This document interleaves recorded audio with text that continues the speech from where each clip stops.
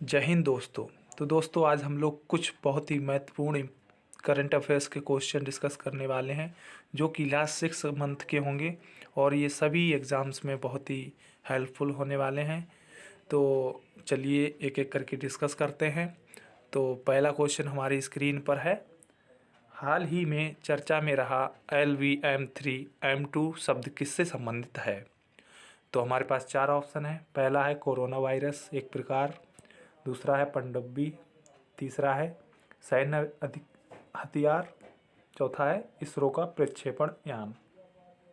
तो इसका सही आंसर होगा डी, इसरो का प्रक्षेपण यान। जो LVM3M2 शब्द है ये इसरो का प्रक्षेपण यान से संबंधित था। इसके बारे में थोड़ी और गहन चर्चा कर लेते हैं। ये LVM3M2 हाल ही में हरिकोटा में सतीश धवन अंतरिक्ष केंद्र के लॉन्च पैड से उड़ान भरी थी और इसमें 36 ब्रॉडबैंड संचार उपग्रहों को मिशन पर सफलतापूर्वक स्थापित किया गया। और इसके अंडर में जो है फ़िलहाल कोई और इम्पोर्टेंट टॉपिक नहीं है।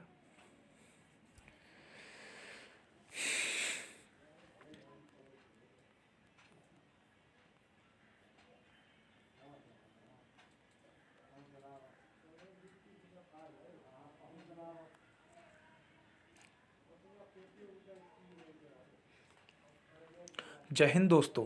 तो दोस्तों आज हम कुछ इम्पोर्टेंट करंट अफेयर्स के क्वेश्चन डिस्कस करने वाले हैं जो कि लास्ट 6 मंथ का होगा और बहुत ही इम्पोर्टेंट क्वेश्चन लेकर आए हैं। तो कृपया करके सभी लोग वीडियो के अंत तक बने रहिए और चलिए स्टार्ट करते हैं एक एक करके। पहला क्वेश्चन है हमारे पास, हाल ही में चर्चा में रहा LVM3M2 शब्द किससे संबंधित है? तो इसके चार ऑप्शन हैं। पहला है कोरोना वायरस का एक प्रकार, दूसरा है पनडुब्बी, तीसरा है सैन्य हथियार, चौथा है इसरो का प्रक्षेपण। तो इसका सही आंसर होगा इसरो का प्रक्षेपण यान। इसके बारे में हमने थोड़ी डिटेल्स डाल रखी है, आप चाहो तो इसको स्टॉप करके पढ़ सकते हो। फ़िलहाल तो हम इसको नहीं पढ़ेंगे, नेक्स्ट क्वेश्चन की तरफ बढ़ते हैं। लेकिन इसमें एक इम्पोर्टेंट बात है जो याद रखने लायक है। ये 36 ब्रॉडबैंड संचार उपग्रह जो थे वो हरिकोटा में सतीश धवन अंतरिक्ष केंद्र के लॉन्च पैड से उड़ान भरी थी। नेक्स्ट क्वेश्चन है हमारे पास, हाल ही में चर्चा में रहा समाचार का विषय IPC की धारा 295A किससे संबंधित है? ये बहुत ही इम्पोर्टेंट क्वेश्चन है, आप इसको नोट कर लीजिए। चार ऑप्शन है हमारे पास। पहला है विभिन्न समूह के बीच दुश्मनी को बढ़ावा, दूसरा है समाधि के स्थान पर अतिक्रमण करना, तीसरा है गोपनीयता का उल्लंघन करना, चौथा है धार्मिक भावनाओं को आहत करने के उद्देश्य से जानबूझकर एवं दुर्भावनापूर्ण कार्य। तो इसका सही आंसर होगा ऑप्शन डी। इसके बारे में थोड़ी जानकारी हमने जुटाई है जो कि इस तरह, भारतीय दंड संहिता IPC इंडियन पेनल कोड का अध्याय 15 धर्म से संबंधित अपराधों से संबंधित है। तो इसमें धारा 295 किसी भी धार्मिक वर्ग का अपमान करने के लिए या इसके इरादे पूजा स्थान को नुकसान पहुंचाना, अपवित्र करने के प्रावधान से संबंधित है। तो वहीं धारा 295 जानबूझकर या दुर्भावनापूर्ण कृत्यों के प्रावधान से संबंधित जिसका उद्देश्य किसी भी वर्ग की धार्मिक भावनाओं को, उसके धर्म या धार्मिक विश्वासों का अपमान करना। तो नेक्स्ट क्वेश्चन की तरफ बढ़ते हैं। हमारा अगला क्वेश्चन है, अक्टूबर 2022 प्रधानमंत्री मोदी जी जल विद्युत परियोजना की आधारशिला किस राज्य में रखी गई? तो इसका सही उत्तर होगा option B, Himachal Pradesh. Next question, यहाँ पे कुछ जानकारी है। प्रधानमंत्री नरेंद्र मोदी जी ने अक्टूबर 2022 में चंबा हिमाचल प्रदेश के 2 जल विद्युत परियोजनाओं की आधारशिला रखी। इस परियोजनाओं से सालाना 270 मिलियन यूनिट से अधिक विद्युत का उत्पादन होगा और हिमाचल प्रदेश को लगभग 110 करोड़ रुपए की वार्षिक राजस्व प्राप्त होने की उम्मीद है। एक इम्पोर्टेंट फैक्ट है ये, उन्होंने ऊना से नई दिल्ली के लिए वंदे भारत एक्सप्रेस को भी हरी झंडी दिखाई। और हिमाचल प्रदेश के बारे में थोड़ा डिस्कस कर लेते हैं। यहाँ के मुख्यमंत्री जयराम ठाकुर जी हैं, राज्यपाल राजेंद्र विश्वनाथ आर्लेकर हैं, जिलों की संख्या 12 है और लोकसभा सीटों की संख्या 4, राज्यसभा सीटों की संख्या 3 है। और यहाँ great Himalaya national park, Pin valley national park, Indrakila national park, Khirganga national park, Simbalbara national park, ये इम्पोर्टेंट नेशनल पार्क हैं। इनसे हमेशा क्वेश्चन 1-2 पूछा जाता रहा है, आप इनको नोट कर लीजिए। और पंजीकृत जीआई टैग जो कांगड़ा पेंटिंग, कुल्लू शाल, चंबा रूमाल, ये भी आपके लिए बहुत इम्पोर्टेंट है। नेक्स्ट क्वेश्चन की तरफ बढ़ते हैं। हमारा अगला क्वेश्चन है, विश्व दृष्टि दिवस 13 दिसंबर 2022 की थीम क्या थी? तो हमारे पास 4 ऑप्शन हैं, love you eyes, every sight matters, good health good sight, eye co creation. तो इसका सही आंसर होगा love you eyes. Next question है हमारे पास, उससे पहले हम कुछ इम्पोर्टेंट दिवस डिस्कस कर लेते हैं जो कि परीक्षा के पॉइंट ऑफ व्यू से बहुत ही इम्पोर्टेंट होने वाले हैं। पहला है अंतर्राष्ट्रीय अहिंसा दिवस, 2 अक्टूबर को मनाया जाता है। और एक इम्पोर्टेंट हो सकता है इसमें 9 अक्टूबर विश्व डाक दिवस और विश्व प्रवासी पक्षी दिवस। 5 अक्टूबर को विश्व शिक्षक दिवस। और वहीं बात करें 11 अक्टूबर की तो अंतर्राष्ट्रीय बालिका दिवस। और एक 24 अक्टूबर को राष्ट्रीय संयुक्त राष्ट्र दिवस, विश्व विकास सूचना दिवस। ये भी बहुत इम्पोर्टेंट है, इनको आप नोट कर सकते हैं, वीडियो स्टॉप करके आप स्क्रीनशॉट ले सकते हैं। नेक्स्ट क्वेश्चन है हमारे पास, 2022 में असमानता को कम करने की प्रतिबद्धता CRII में भारत की रैंक क्या रही? तो इसमें हमारी रैंक रही थी 123। नेक्स्ट क्वेश्चन है, हाँ, ये संयुक्त राष्ट्र विकास कार्यक्रम UNDP यानी यूनाइटेड नेशन डेवलपमेंट प्रोग्राम द्वारा जारी एक रिपोर्ट के अनुसार मानव विकास सूचकांक HDI ह्यूमन डेवलपमेंट इंडेक्स 2021 में भारत 191 देशों में से 132वें स्थान पर था। वहीं ग्लोबल जेंडर गैप इंडेक्स 2022 में कुल 146 देशों में से भारत 135वें स्थान पर था। और वहीं बात करें ऑस्ट्रिया की राजधानी वियना को ग्लोबल लायबिलिटी इंडेक्स 2022 रिपोर्ट में दुनिया के सबसे रहने योग्य शहर के रूप में स्थान दिया गया। नेक्स्ट है, वर्ष 2022 के लिए विश्व प्रतिस्पर्धात्मक सूचकांक में भारत 6 स्थान की छलांग लगाकर 37वें स्थान पर पहुंच गया। वहीं बात करें डेनमार्क, तो डेनमार्क को शीर्ष स्थान दिया गया जबकि स्विट्जरलैंड दूसरे स्थान पर रखा गया। बढ़ते हैं नेक्स्ट क्वेश्चन की तरफ। हमारा ये क्वेश्चन बहुत ही इम्पोर्टेंट है। इजराइल ने अपने भूमध्य सागरीय तट पर एक प्रमुख बंदरगाह के हाइफा पोर्ट को निम्नलिखित में से किस को 1.2 बिलियन डॉलर में बेचा है?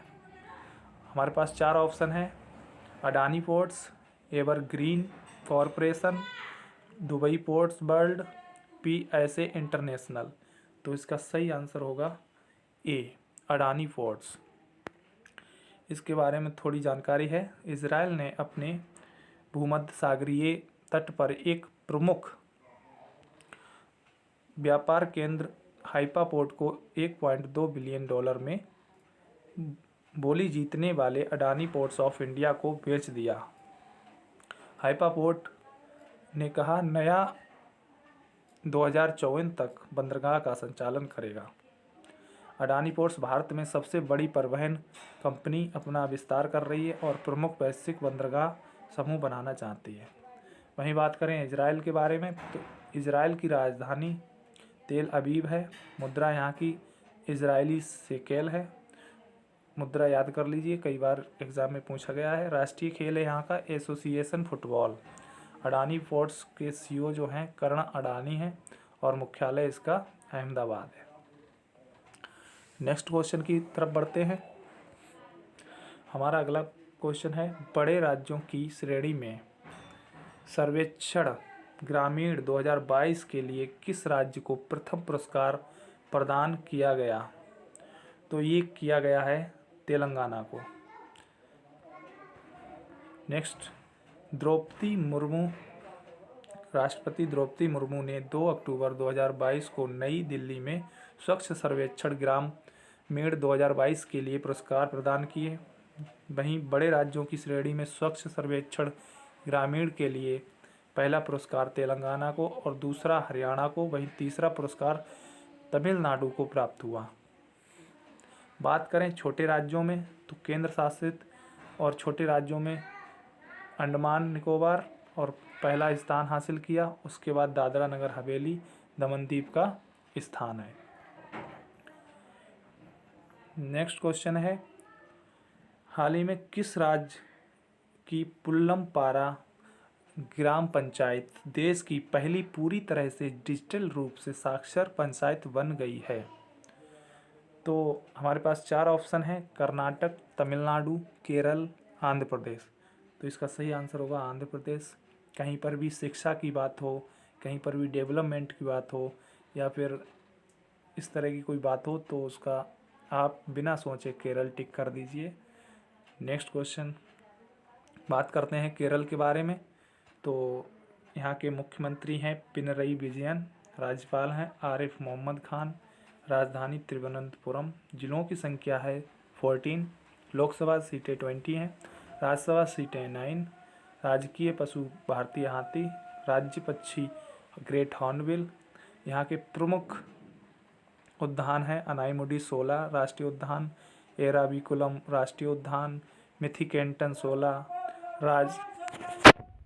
राष्ट्रीय उद्यान, पंबादुम शोला राष्ट्रीय उद्यान, पेरियार राष्ट्रीय उद्यान, साइलेंट वैली।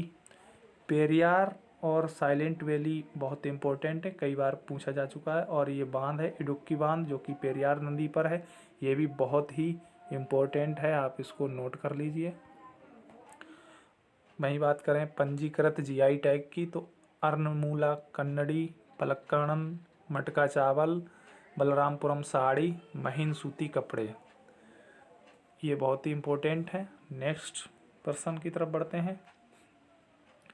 नेक्स्ट क्वेश्चन है हमारा, स्पेस एक्स ने 5 अक्टूबर 2022 को फ्लोरिडा से कितने लोगों को अंतर्राष्ट्रीय अंतरिक्ष स्टेशन ले जाने के लिए एक रॉकेट लॉन्च किया? बात करें रॉकेट का नाम तो उसका नाम है फ्लोरिडा। फ्लोरिडा शहर से एक अंतरिक्ष यहाँ लॉन्च किया जाएगा जिसमें अंतरिक्ष स्टेशन पर 4 लोगों को ले जाया जाएगा। इसका सही ऑप्शन हो जाएगा सी। स्पेस एक्स के बारे में देख लेते हैं थोड़ा।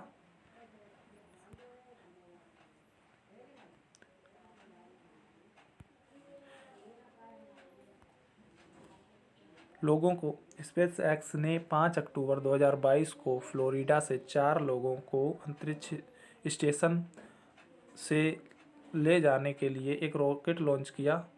क्रू 5 नामक नासा का मिशन 6 महीने के प्रवास के लिए समूह के ऑर्बिट ISS तक ले जाएगा। यह मिशन पिछले 2 वर्षों में स्पेस एक्स का नासा के लिए अब तक का 5वां ऑपरेशनल क्रू लॉन्च है। नेक्स्ट, इसमें कुछ इम्पोर्टेंट जानकारी है। नासा का मुख्यालय है वाशिंगटन DC जो कि संयुक्त राज्य अमेरिका की राजधानी है। संस्थापक यहाँ के हैं ड्वाइट डी आइजनहावर और स्थापना हुई थी 1 अक्टूबर 1958 में। नेक्स्ट क्वेश्चन है हमारा, स्थानीय परिषद द्वारा परियोजना को मंजूरी दिए जाने के बाद किस शहर में ब्रिटिश भारतीय सेना का स्मारक बनाया गया? तो ये बनाया गया है ग्लासगो में। इसका सही ऑप्शन हो जाएगा डी। स्थानीय परिषद द्वारा परियोजना को मंजूरी दिए जाने के बाद स्कॉटलैंड के शहर ग्लासगो में ब्रिटिश इंडिया आर्मी मेमोरियल बनाया जाएगा। यह 2 विश्व युद्धों के दौरान अंग्रेजों के साथ लड़ने वाले लाखों भारतीय सैनिकों के बलिदान को याद करेगा। स्मारक पहल का नेतृत्व कलरफुल हेरिटेज मल्टीमीडिया प्रोजेक्ट द्वारा किया जा रहा है, जो स्कॉटलैंड दक्षिण एशियाई समुदाय के इतिहास का जश्न मनाता है। नेक्स्ट क्वेश्चन है हमारा, महिला T20 cricketer of the year पुरस्कार के लिए किसे नामांकित किया गया। महिला T20 cricketer of the year, तो हमारे पास 4 ऑप्शन हैं, सैफाली वर्मा, हरमनप्रीत कौर, दीप्ति शर्मा, स्मृति मंदाना। तो सही ऑप्शन हो जाएगा स्मृति मंदाना, जो कि हमारी महिला क्रिकेट टीम की कैप्टन भी हैं। भारतीय क्रिकेटरों सूर्य कुमार यादव और स्मृति मंदाना, पुरुषों में बात की जाए तो सूर्य कुमार यादव और महिला में स्मृति मंदाना 29 दिसंबर 2022 को पुरुष और महिलाओं के T20 cricketer of the year awards 2022 के लिए नामांकित किया गया। अन्य नामांकित व्यक्ति हैं जो जिम्बाब्वे के सिकंदर रजा, इंग्लैंड के सैम करन, पाकिस्तान के विकेटकीपर बल्लेबाज मोहम्मद रिजवान को वर्ष 2022 आईसीसी पुरुष T20 क्रिकेटर के लिए नामांकित किया गया। आईसीसी के अध्यक्ष हैं ग्रेग बार्कले, ये भी आप लोग याद कर लें। वही नेक्स्ट क्वेश्चन है हमारा, दिसंबर 2022 को वर्ष 2022 के लिए एकलव्य पुरस्कार किसे प्रदान किया गया। तो ये किया गया है स्वस्ति सिंह के लिए, जो कि साइकिलिंग से संबंध रखती है। वर्ष 2022 के लिए एकलव्य पुरस्कार 2024 दिसंबर 2022 साइकिलिस्ट स्वस्ति सिंह को प्रदान किया गया। यह पुरस्कार युवा खेल प्रतिभाओं को प्रोत्साहित करने के लिए प्रतिवर्ष दिया जाता है। इस समारोह में फुटबॉल खिलाड़ी प्यारी खाकसा, वहीं हॉकी खिलाड़ी सिलंदा लकड़ा को भी सम्मानित किया गया।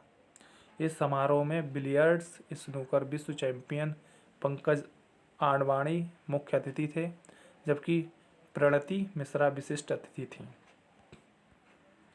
नेक्स्ट क्वेश्चन है हमारा, किस मंत्रालय द्वारा जनवरी 2023 में स्मार्ट कार्यक्रम शुरू किया गया। हमारे पास 4 ऑप्शन हैं, राज्य मंत्रालय, गृह मंत्रालय, पीयूष मंत्रालय, रक्षा मंत्रालय। तो इसका करेक्ट ऑप्शन हो जाएगा सी, पीयूष मंत्रालय। नेक्स्ट, हाल ही में DRDO द्वारा 1 जनवरी 2023 को अपने स्थापना दिवस की कौन सी वर्षगांठ मनाई गई। तो 65वीं वर्षगांठ, 23वीं वर्षगांठ, 62वीं वर्षगांठ, 61वीं वर्षगांठ। तो इसका सही आंसर हो जाएगा 65वीं वर्षगांठ। नेक्स्ट क्वेश्चन, थोड़ा हम इसके बारे में जानकारी लेते हैं। DRDO ने 1 जनवरी 2023 को अपना 65वां स्थापना दिवस मनाया।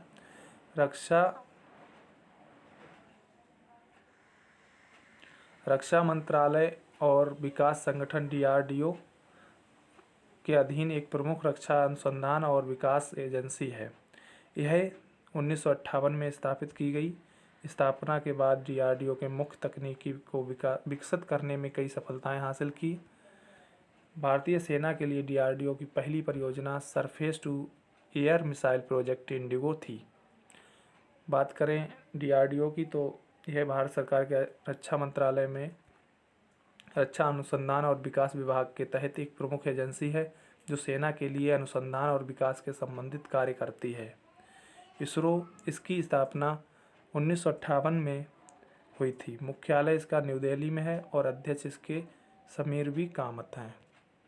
नेक्स्ट क्वेश्चन है हमारा, भारत के चुनाव आयोग EIC election commission of India ने किस राज्य में मिशन 929 शुरू किया? तो 4 ऑप्शन है हमारे पास, मणिपुर, त्रिपुरा, मेघालय, असम। इसका करेक्ट ऑप्शन हो जाएगा त्रिपुरा। बढ़ते हैं नेक्स्ट क्वेश्चन की तरफ। हमारा अगला क्वेश्चन है, दुनिया का सबसे बड़ा सक्रिय ज्वालामुखी जो 40 वर्षों के बाद हाल ही में फूटा है, उसका नाम है मौना लोआ। नेक्स्ट अगला प्रश्न है हमारा, हाल ही में प्रधानमंत्री मोदी जी ने किस राज्य में डोनी पोलो हवाई अड्डा का उद्घाटन किया? बहुत ही इम्पोर्टेंट क्वेश्चन है, आप लोग इसको लिख लीजिए, परीक्षाओं में पूछा जा सकता है। हमारे पास 4 ऑप्शन हैं, अरुणाचल प्रदेश, त्रिपुरा, मेघालय, सिक्किम। तो इसका सही ऑप्शन हो जाएगा अरुणाचल प्रदेश। प्रधानमंत्री नरेंद्र मोदी जी ने 19 नवंबर 2022 को अरुणाचल प्रदेश के ईटानगर में डोनी पोलो हवाई अड्डा का उद्घाटन किया। यह राज्य का पहला ग्रीनफील्ड हवाई अड्डा है। यह सभी मौसमों में संचालित सुनिश्चित करने के लिए अत्याधुनिक सुविधाओं से लैस है। हवाई अड्डे का नाम डोनी पोलो यानी सूर्य और चंद्रमा के नाम पर दिया है। डोनी मतलब सूर्य और पोलो मतलब चंद्रमा। हो सकता है परीक्षाओं में पूछ लिया जाए कि डोनी क्या है और पोलो क्या है, तो ये सूर्य और चंद्रमा। और वहीं बात करें कि डोनी पोलो किससे संबंधित है या ये वर्ड किससे संबंधित है, तो हवाई अड्डा भी हो सकता है। ठीक है, तो ये पूछा जा सकता है किसी भी एग्ज़ाम में, आप लोग इसको याद कर लें। नेक्स्ट क्वेश्चन है, उत्तर भारत में पहला परमाणु ऊर्जा संयंत्र किस राज्य में बनाया जाएगा? हमारे पास 4 ऑप्शन हैं, हरियाणा, उत्तर प्रदेश, उत्तराखंड, हिमाचल प्रदेश। तो ये बनाया जाएगा हरियाणा के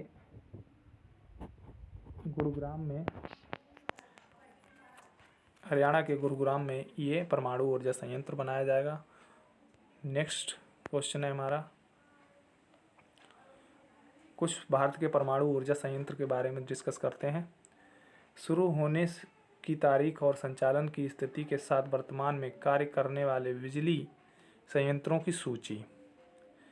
काकरापार जो कि गुजरात में है, 1993 में बना था। कलपक्कम जो कि तमिलनाडु में है, 1984 में बना था। वहीं बात करें नरौरा उत्तर प्रदेश में है जो कि दिल्ली के पास है, 1991 में बना था। कैगा कर्नाटक में है।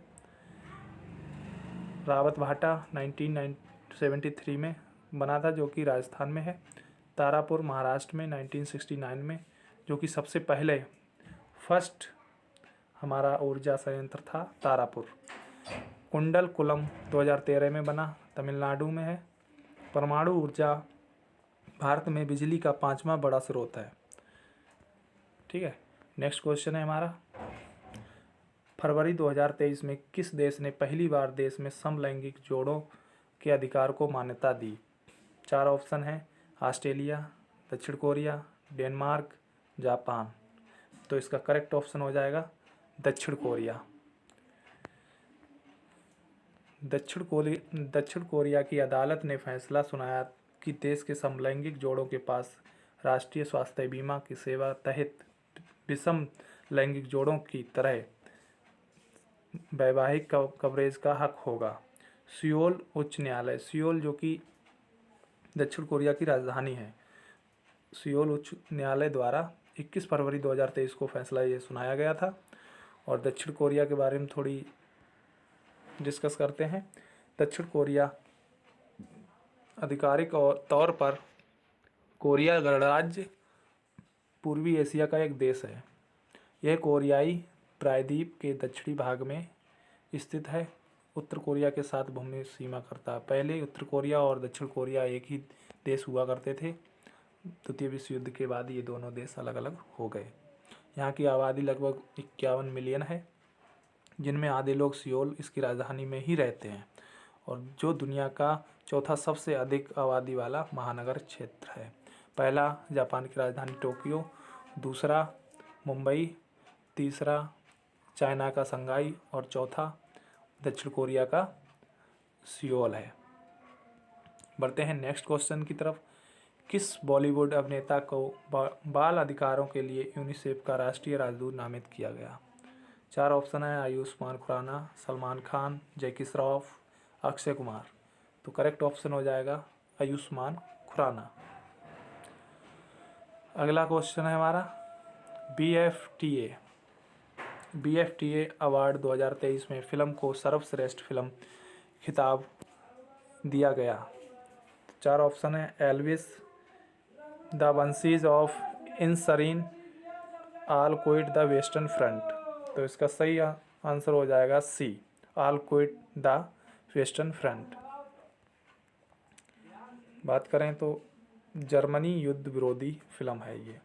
All quiet on the front ने सर्वश्रेष्ठ फिल्म और सर्वश्रेष्ठ निर्देशक पुरस्कार सहित 7 पुरस्कार जीते। कुछ अन्य विजेताओं में शामिल हैं सर्वश्रेष्ठ निर्देशक film all quiet on the western front के लिए एक एडवर्ड बर्जर, सर्वश्रेष्ठ cinematography all quiet on the western front, सर्वश्रेष्ठ डॉक्यूमेंट्री डेनियल रोहर द्वारा निर्देशित नवलनी, ब्रिटिश लघु film N Irish good boy. Important है, नोट कर लीजिए। नेक्स्ट क्वेश्चन है हमारा, प्रसिद्ध व्यक्ति ओम प्रकाश कोहली का हाल ही में निधन हो गया। किस क्षेत्र से जुड़े थे? तो ये जुड़े थे राजनीति से। इनके बारे में थोड़ा डिस्कस करते हैं। गुजरात के पूर्व राज्यपाल, भारतीय जनता पार्टी भाजपा के दिग्गज नेता ओम प्रकाश कोहली 20 फरवरी 2023 को निधन हो गया। वह 2014 से 2019 तक गुजरात के 19वें राज्यपाल थे।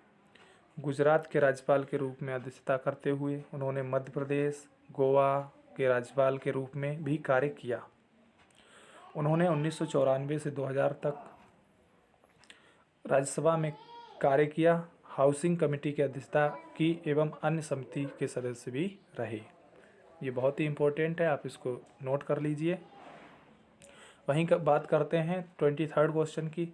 हाल ही में चर्चा में रहे NDCSW 18, HD 2967, HD 3086 शब्द किससे संबंधित हैं?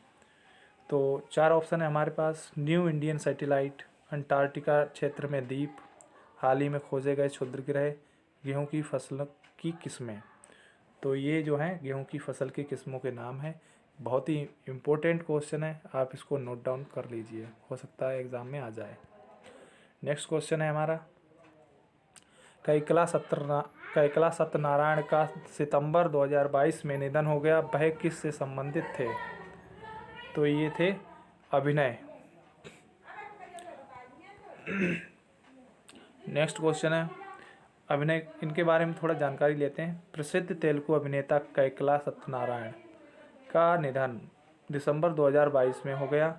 श्री रंगानिथलु उनकी प्रसिद्ध फिल्मों में से एक थीं।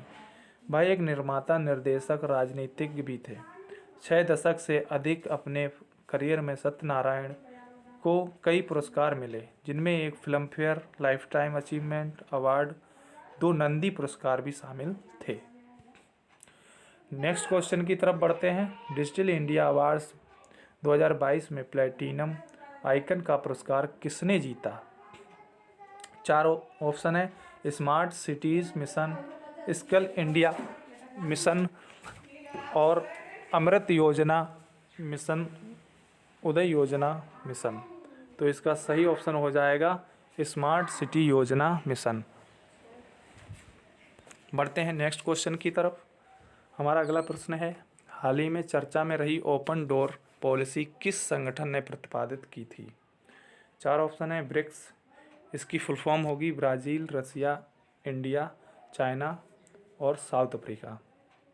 नेक्स्ट है एशियान, जो कि एशिया साउथ एशियन, और नेक्स्ट है UAE, EU यूरोपियन यूनियन, और 4th ऑप्शन है नाटो।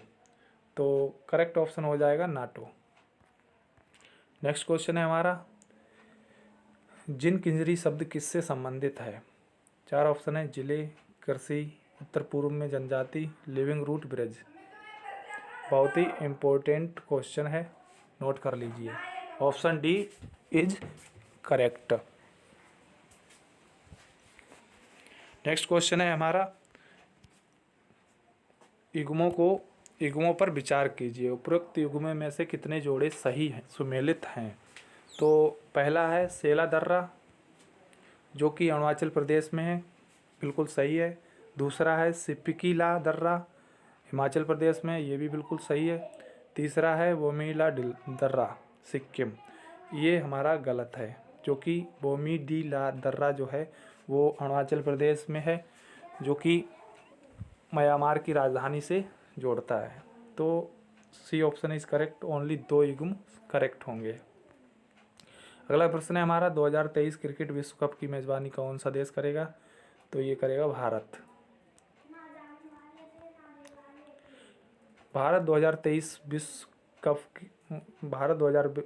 क्रिकेट विश्व कप की मेज़बानी करेगा। 2023 आईसीसी पुरुष क्रिकेट विश्व कप का 13वां संस्करण होगा, जिसकी मेज़बानी अक्टूबर-नवंबर 2023 के दौरान भारत द्वारा की जाएगी।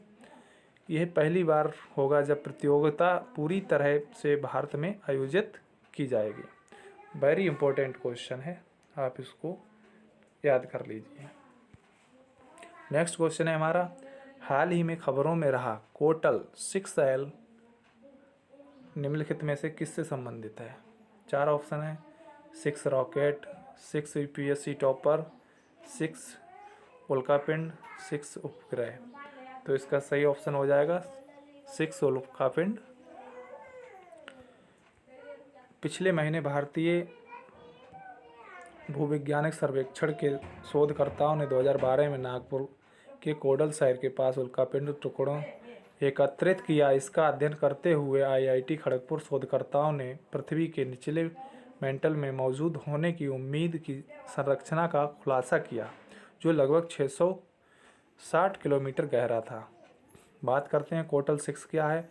तो प्रारंभिक अध्ययन में पता चला कि मेज़बान चट्टान मुख्य रूप से ऑलिव ऑयल, एक जैतून हरा खनिज में बना था।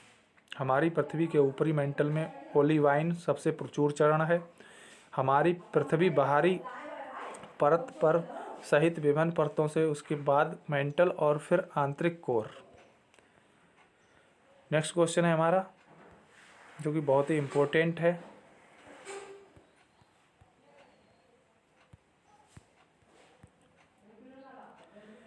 हाल ही में मीडिया में अक्सर चर्चा की जाने वाली I2U2 पहल का हिस्सा निम्नलिखित में से कौन सा देश है? तो 4 ऑप्शन है इसके, हम आपको ऐसे ही बता देते हैं। एक हो गया इंडिया, दूसरा हो गया इजराइल, I2 इंडिया इजराइल, एक हो गया USA और एक हो गया यूनाइटेड किंगडम UK। तो U2, इसलिए इसको I2U2 संगठन कहा जाता है। तो दोस्तों हमारा ये प्रयास कैसा लगा? ये था हमारा last 6 month current affairs part 1। Part 2 जल्दी आने वाला है। आप लोग कमेंट करके बताइए आपको ये क्वेश्चन कैसे लगे, और मैं आशा करता हूँ ये सभी क्वेश्चन, इनमें से कोई ना कोई क्वेश्चन आपके किसी न किसी एग्ज़ाम में ज़रूर देखने को मिलेगा। और मिलते हैं नेक्स्ट वीडियो में, तब तक के लिए अपना ख्याल रखिए, मस्त रहिए, खुश रहिए। जय हिंद, जय भारत।